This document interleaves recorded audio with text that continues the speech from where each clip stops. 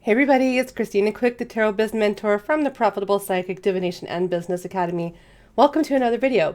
So in this video, I'm going to teach you 3 quick and easy ways to cleanse your tarot and oracle card decks. And we're going to start with the easiest and then we'll go down to the hardest. How about that? So the easiest thing you can do is you can put your tarot cards.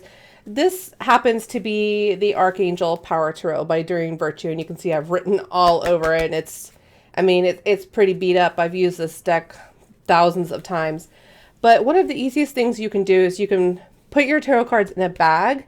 Any type of dark cloth is really good, like dark purples, dark blues, dark reds, black is awesome, because what that does is it kind of provides like a little bit of a shielding kind of technique to it. And then what you can do is you can get a piece of like clear crystal quartz. Smoky quartz would also be very good. Onyx would be good. Obsidian would be awesome. Jet would be good. Any clear or black or kind of grayish stones, even hematite would also be very good. So the very first way is to use a cleansing stone. So you could just put that in your bag, just store it in your bag, tie it up, and that's it. You're done. And you may want to put, like, I grabbed a really big piece, but you might want to get one that's like a little bit smaller so you can kind of, shove it down in there. But that's one really good way to just have your deck always cleansed and have it always charged. It always tends to work for me. Okay, so the next thing that you can do, the second way you can do it, is you'll take your tarot deck and you can run it through smoke of some type of incense or some type of herbal smoke. Air is very cleansing, and that's related to smoke and incense. And so what we can do is you can take a piece of incense like this, you can light it, and you can just kind of go around it and just let the smoke kind of touch the cards and kind of cleanse the cards. You can also use one of my other favorites, which is Palo Santo.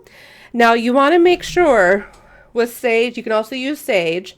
You can use any type of cleansing herbs really that are safe to burn. But the thing with Palo Santo is you want to get it ethically harvested and ethically purchased, because that is very, very, very important. Palo Santo is kind of in danger right now for being over harvested. And the way that you ethically purchase Palo Santo is by purchasing the Palo Santo that has already fallen to the floor. There are some unethical people out there, some unethical companies out there that will actually harvest it straight from the tree, and it's actually a subpar product. So as you can see, Palo Santo takes a little bit of time to light, and it's not like sage where you light it and it's going to keep burning. Palo Santo is a very conservative cleansing incense, so you can just kind of wrap it around and just kind of go over.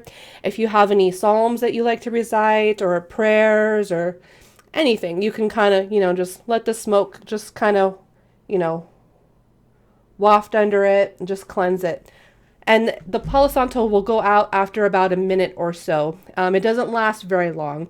When it's harvested straight from the tree, it doesn't have time to dry out, because what makes the Palo Santo so fragrant is the oils in the wood.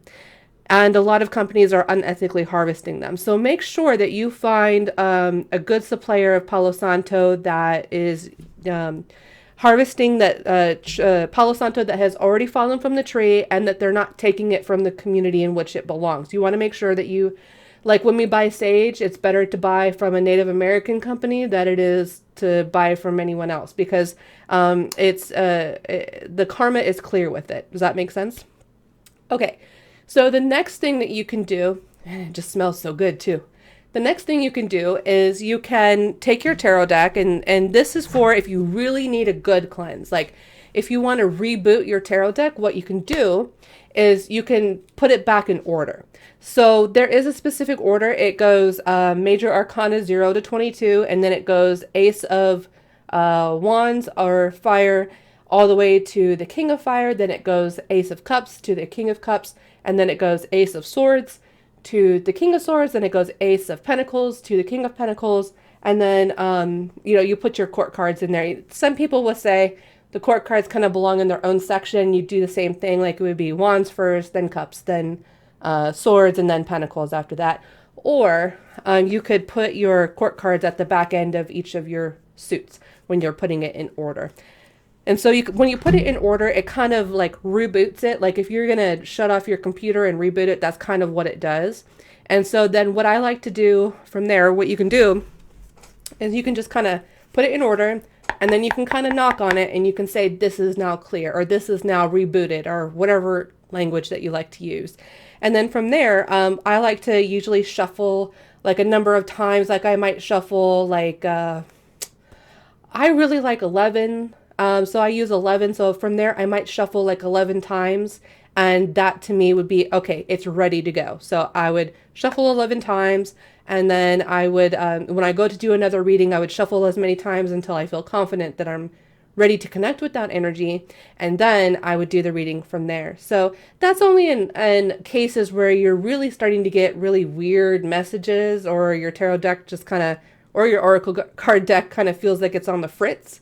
But yeah, so there you go. Those are 3 very simple, easy, quick ways to cleanse your tarot or oracle card deck. So if you have an interesting way to cleanse your tarot or oracle card decks, I would love to know. Put it down in the comments below, and I will see you in the next video.